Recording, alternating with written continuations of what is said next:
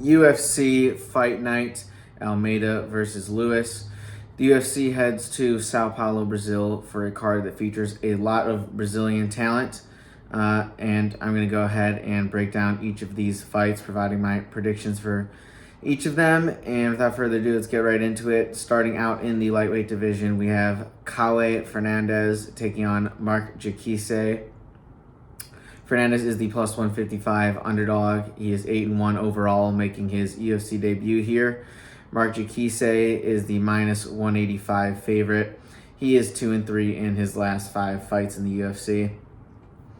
Couldn't really find anything on Fernandes. This guy's kind of a ghost online. He has a Tapology account, profile, I guess you could say, but doesn't have a lot of videotape of him out there. I found a YouTube short of him with a pretty crazy head kick KO, I want to say in LFA, and a submission that he had like 5 years ago. So really couldn't find much on the guy. There's a Kaue Fernandes, spelled slightly different than Kaue, that I found a few clips on, but none of this guy really. Kind of an enigma. He's taking on Marc Diakiese, who's coming off of back-to-back losses to Joel Alvarez and Michael Johnson. He's solid. He's got a lot of MMA experience. I think that's going to give him the edge in this one. Sure, he's had his struggles as of late, but he's taking on a UFC newcomer who is not going to be used to the level of talent that Marc Diakiese has been facing. I think he wins this one by decision. Next fight on the card is a women's strawweight fight between Eduarda Moura and Montserrat Conejo Ruiz. Moura is the minus 600 favorite. She is 9-0 in her MMA career. Montserrat is the plus 440 underdog, and she is 1-2 in her last 3 fights in the UFC. Moura won her Dana White Contender Series debut by submission and is making her UFC debut here. She did miss weight today by a few pounds, which is pretty significant at this weight, but the fight is still on. Ruiz, on the other hand, she's coming off of back-to-back KO losses. Sure, one of them was against Amanda Lemos, I'm pretty sure, which you can't really knock her. I mean, Lemos can knock out really anyone in that division. She's got some of the most power. And then she went and got knocked out by Jacqueline Amorim. It was more of like a positional KO. It was the end of the fight, and she just ran out of gas and just got ground and pounded, finished. I think Montserrat's going to get finished here by Eduarda Moura, who's probably going to be a bit fresher, not having to cut those extra few pounds. And she's shown that she's got a lot of finishing ability. I say she wins this one by submission. Our next fight is another strawweight fight between Angela Hill and Denise Gomes. Angela Hills is the plus 115 underdog and is 2-3 in her last 5 fights. Denise Gomes is the minus 135 favorite and is 3-1 in the UFC. And Gomes is riding high right now. She's coming off of a 2-fight KO streak, KOing Bruna Brazil, another very talented Brazilian fighter, and Yasmin Yaragui. That Yaragui KO came real quick in the fight. She's got rare power for the division, and she's only 23 years old, so really sky's the limit for her. She's getting the Angela Hill test. Hill's had her ups and downs in the UFC, but I mean, she's always consistent, always is going to put up a good fight against whoever she comes up against, and she's never been KO'd, so I don't think she's ever even been finished. And so I really don't expect that trend to change now with a newcomer here. No, she's been submitted twice, but never been KO'd. Denise Gomes more of a KO, looking for the KO.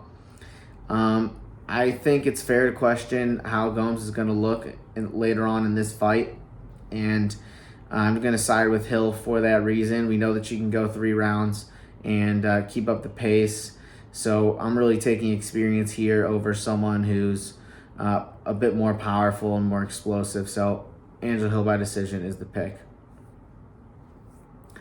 And our next fight is a fight between Vitor Petrino in the light heavyweight division. He is taking on Modestas Bukauskas. Petrino is the minus 250 favorite. He's 9-0, undefeated, 3-0 in the UFC, and Bukauskas is the plus 200 underdog in this fight. What the hell? I don't even have a dog. What is going on? Oh, you know what that means? It is the dog of the week. Dog of the week, new thing I'm trying to implement here. Someone who's hovering around a 2-1 or more underdog that I really like to pick. Bukauskas has the unique honor of being the first ever dog of the week, official dog of the week. Guys, he's 15-5 overall. He's taking on Vitor Petrino, who is a beast of a man. Super strong, powerful, younger guy, but really explosive. Had a KO win to get into the UFC off of the Dana White Contender Series. And he did get tested versus Anton Turkalj, but his grappling really got him through that fight. And then his most recent fight with Marc and Petrino, he pretty much dominated. But Bukauskas is, this dude is battle tested. You're getting him at 2-1 odds here, and he's a guy who's fought for belts in other promotions, been in there with a bunch of different guys, and I think he's the better striker out of these two. Vitor is, without a doubt, has more power, but he gets hit a lot, and Bukauskas, I thought he really showed out in some of his more recent fights and his return to the UFC. Did get cut from the UFC at one point because he lost a few in a row, but he's bounced back with the win over Zach Pauga. I think Bukauskas wins this one by decision. I'm riding with his better striking technique, and I think he's done enough to prove that he can sort of defend the grappling of Vitor Petrino as well. The next fight would have been Victor Hugo versus Daniel Marcos. That fight is off due to a weight miss, so we move along to the welterweight division where Elizeu Zaleski dos Santos is taking on Rinat Fakhretdinov. All-time difficult pronunciation matchup here. Dos Santos is the plus 240 underdog. He's 3-2 in his last 5 fights. Fakhretdinov is 3-0, and he's something like 17-1 in his career. Dos Santos, he does have a solid resume. He's got a win over Sean Strickland when Strickland was still fighting at 170, I believe. Got a win over Benoit Saint Denis, who was coming up from 155, as well as a recent win over Abu Bakar Nurmagomedov. He's a guy who I really think fights up or down to his competition. He's never really put much of a streak together, but he's always hung in there with most anyone that he's been put up against, even if it was someone who he probably should have run through. But he's got a matchup here with Fakhretdinov, and I don't know if he's ever faced someone as relentless as Fakhretdinov. Since coming in the UFC, this guy's got wins over Battle, Kevin Lee, Michailidis. He's got a 3-fight win streak, and he's really never even been deterred in any of these fights. He knocked out Kevin Lee, pretty much exposed Battle's grappling. I think he finds a finish in this one. I just see his grappling being too relentless for Dos Santos to really deal with, especially Dos Santos being a bit of an older fighter. Fakhretdinov, only 3 fights, but he's got a chance here to really make some moves in the welterweight division. Having that really good record and being undefeated at 170, this guy can really make a move at the top 15 here, or a top 10 matchup even, with a win here. I want to loop him in with those other guys, such as, you have the who do we have? The Ian Garys of the world. I want to say he's not as proven as those guys, perhaps, but I think he sort of is in that next class of next up guys at that 170 division. Gabriel Bonfim is one of them. So a finish here would do a lot for his career and his title aspirations. Next up is a lightweight fight between Elves Brener and Kaynan Kruschewsky.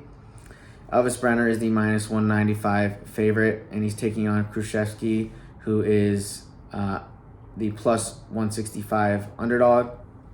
Kruschewsky is 15-1 overall. What is Elves Brener's record? Let's see here. Elves Brener is 15-3 overall. Kruschewsky is a late replacement in this one, which I think is contributing to that line a bit. Elves Brener, though, he's a guy who is he's 2-0 in the UFC with wins over Zubaira Tukhugov, and most recently had a win over Guram Kutateladze. Super impressive win. Got the finish over Guram and really just outlasted him. Brener showed a better gas tank, and he was really looking just more explosive and was landing the harder shots throughout that whole fight. But Kruschewsky, I watched his Dana White Contender Series live. He won that by a rear naked choke, and I'm loving the value that we're getting from him here. The guy is just a dog. He's just a dog. He's pretty relentless, and this feels like a fight where one of these guys is getting finished. So I'm going to take Kruschewsky to get the finish here. Not sure if that's how you pronounce his name. And then after that would have been Ismail Bonfim taking on Vince Pichel. That is also off due to a weight cut. So we go to a middleweight fight between Rodolfo Vieira and Armen Petrosyan.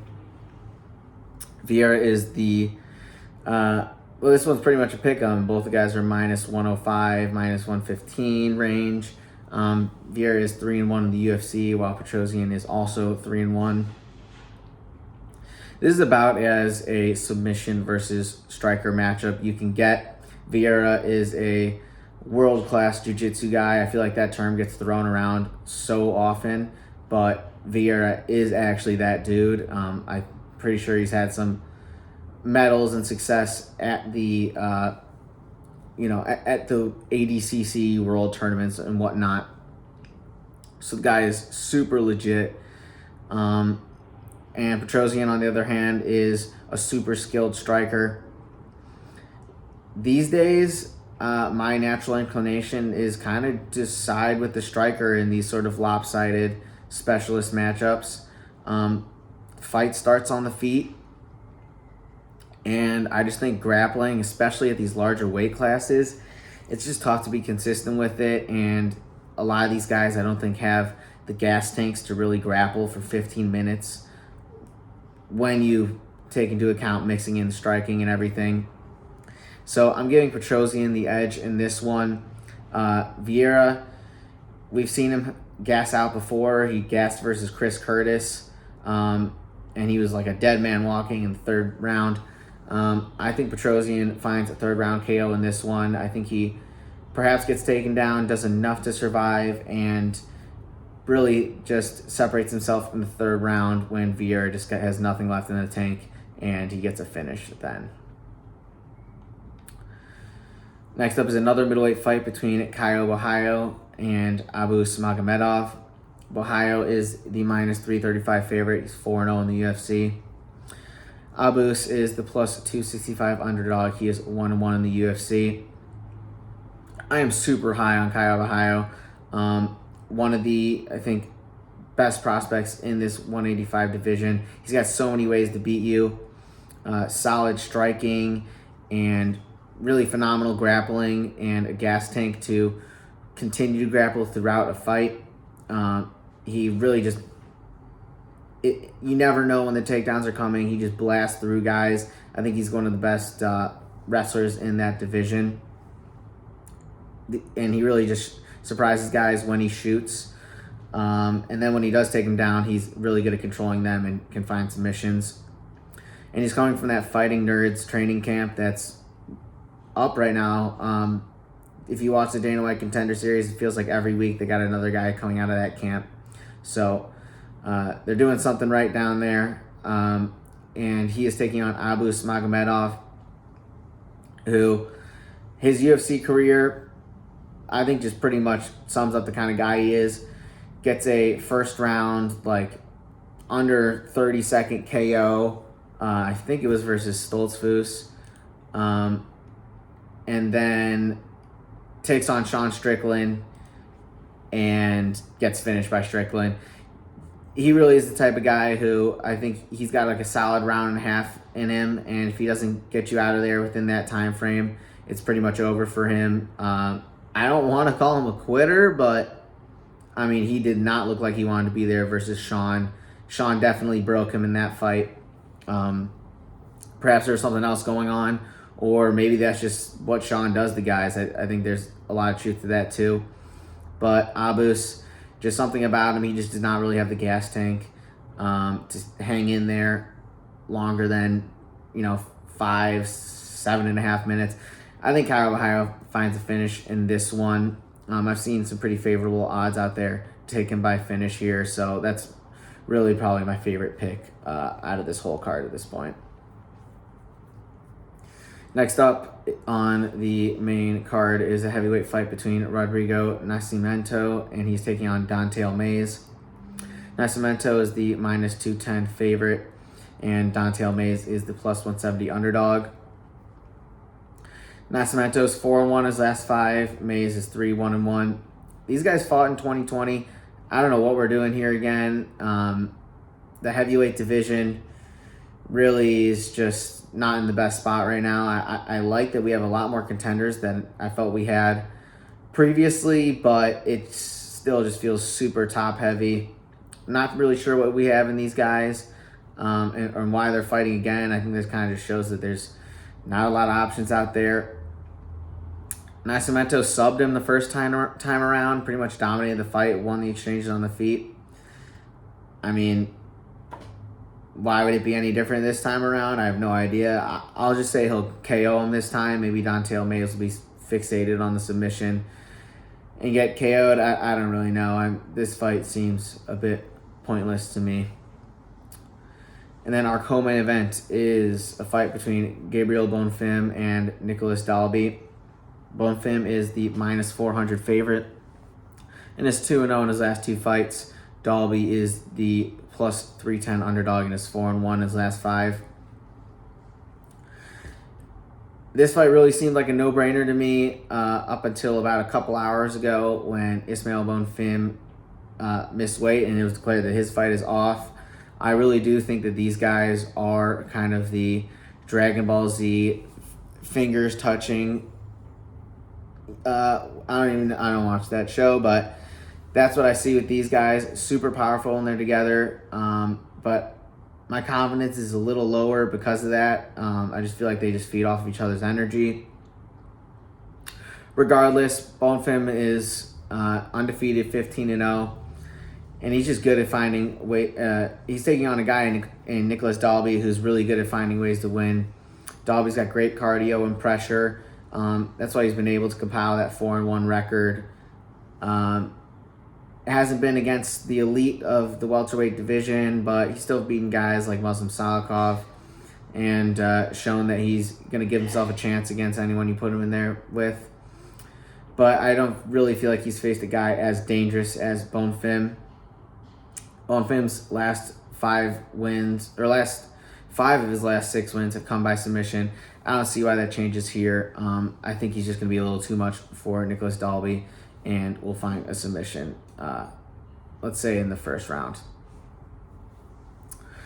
And then we have, at last, our main event, which is a heavyweight fight between Derrick Lewis and the hometown guy, Jailton Almeida. Lewis is, I actually don't know if he's from Sao Paulo, but I know that he's Brazilian. Derrick Lewis is the plus 400 underdog. He's 2-3 in his last 5. Jailton Almeida is 5-0 in his last 5. Derrick Lewis, he had that flying knee KO versus Rodrigo de Lima. Massive win. He was a big underdog in that fight, coming off of a 3-fight losing skid. It was a big win for him, and I think had a lot of contract implications, so you could tell that he was just inspired in that fight.